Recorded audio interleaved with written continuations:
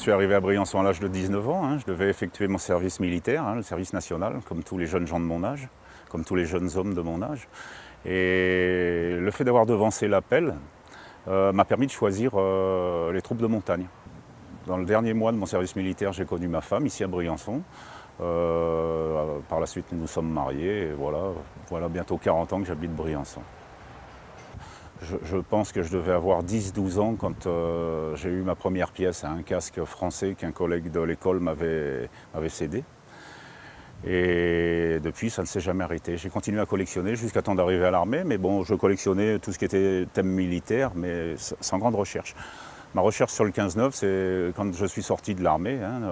Là, je me suis passionné pour le régiment dans lequel je venais d'effectuer mon service militaire.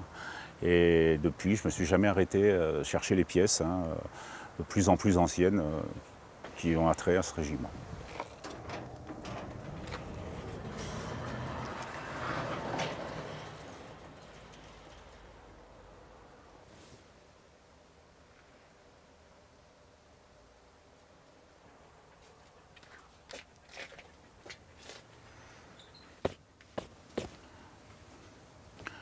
Voilà la fameuse tarte, 34 cm, la première.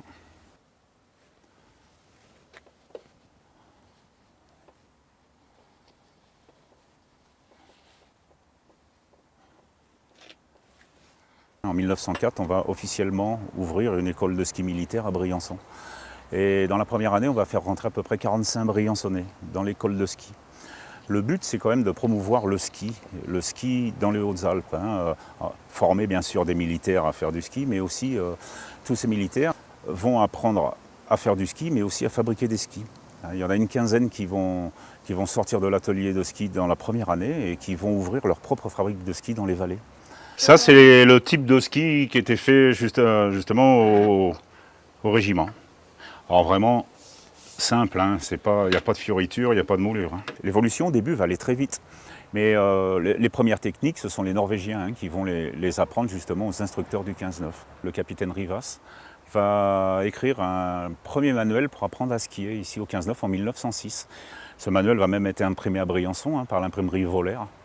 Et alors c'est un manuel qui est très rare. Hein. C'est un petit livret où on a avec que des croquis pratiquement. Et où tout est expliqué, hein. Les virages, les montées en arête de poisson, la descente, la chute à ski, etc. Tout est expliqué.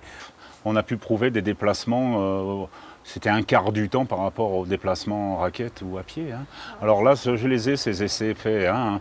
Briançon, col du Lautaret, redescente au Lauzet, etc. C'était chronométré, ça n'avait plus rien à voir avec les déplacements à pied.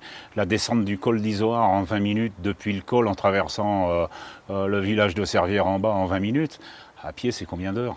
Voilà, on avait prouvé que le déplacement à ski réduisait les temps de trajet. Hein. C'était forcé. Hein. Pour certains, le service militaire, c'était une corvée, c'était même un calvaire.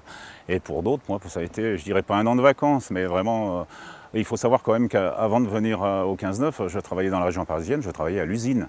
Quand je me suis retrouvé ici à Briançon, pour moi, c'était pas une corvée de faire des marches ou d'aller faire du ski. Hein. Donc c'était même quelque chose d'extraordinaire. Hein. C'était quelque chose dans ma vie qui m'a beaucoup marqué.